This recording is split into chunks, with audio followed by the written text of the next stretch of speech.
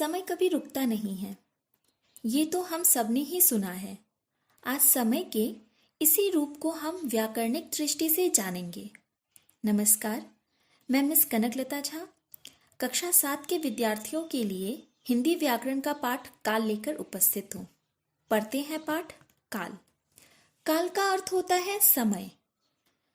व्याकरणिक दृष्टि से देखें अगर तो काल किसे कहते हैं?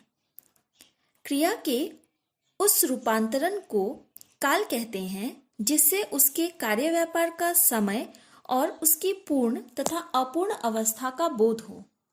यानी हम कोई कार्य किस समय कर रहे हैं और वो समय हमारे भूत में है, वर्तमान में है या भविष्य में है, इसकी जानकारी जब हमें प्राप्त होती है किसी वाक्य से तो उसे हम काल कहते हैं।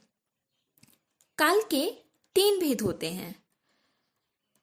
इसके भेदों के भी भेद होते हैं, लेकिन यहां हम अभी 3 भेदों की चर्चा करेंगे। 1 वर्तमान काल, 2 भूतकाल, 3 भविष्यत काल। हम सबसे पहले वर्तमान काल के बारे में जानेंगे। क्रियाओं के व्यापार की निरंतरता को वर्तमान काल कहते हैं। इसमें क्रिया आरंभ हो चुका होता है, यानी हम अभी अगर कोई कार्य कर रहे हैं, कार्य आरंभ हो चुका है, वो कार्य अगर अभी हम कर रहे हैं तो उसे हम वर्तमान काल कहेंगे।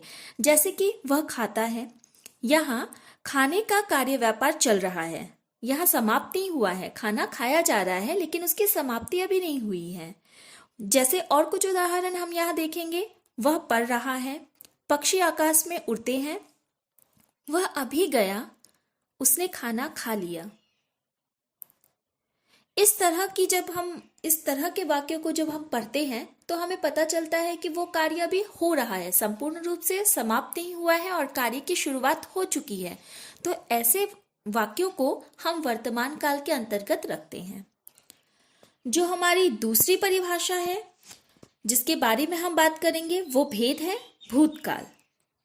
हम भूतकाल की जहां तक बात करते हैं, यानी भूतकाल अर्थात जो पूर्व हो चुका है, जो सब अभी नहीं हो रहा, पहले कभी हो चुका है, उसको हम भूतकाल कहते हैं। परिभाषिक तौर पर इसकी परिभाषा को अगर हम जाने, जिस क्रिया से कार्य की समाप्ति का बोध हो उसे हम भूतकाल कहते हैं।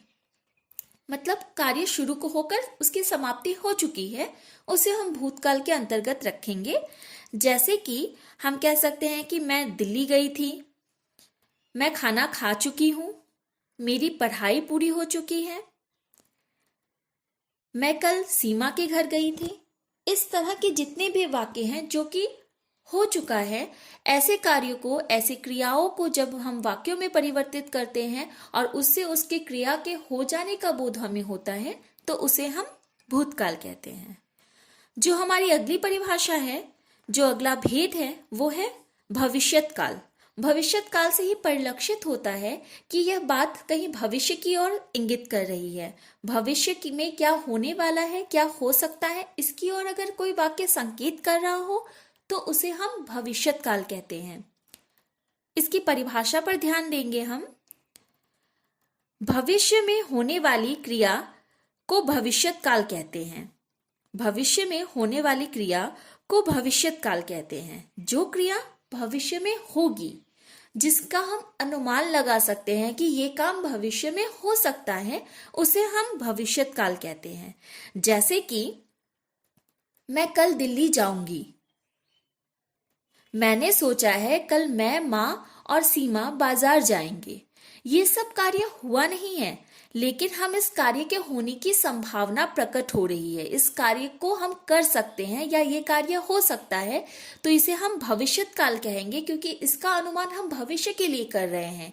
ये सारी चीजें हम भविष्य के लिए ही सोच रहे हैं, तो इसीलिए इसे हम भविष्यत काल कहेंगे।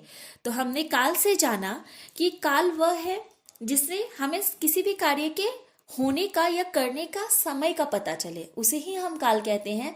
काल के हम 3 भेदों के बारे में समझे और जाने कि काल के 3 भेद होते हैं। एक जो अभी वर्तमान में हो रहा है, एक जो हम भविष्य में करने वाले हैं और एक जो हम भूतकाल में कर चुके हैं। तो इस तरह से काल जो पाठ है वो हमारे लिए बहुत महत्वपूर्ण है। हमें समय का महत्व देना चाहिए और इस तरह से काल को परिभाषित किया गया है जो आपके लिए बहुत ज़रूरी है। काल को समझना बहुत आसान है। हम किसी भी क्रिया को कर रहे हैं, उसके समय का जब पता लगे हमें, तो उसे ही हम काल कहते हैं। धन्यवाद।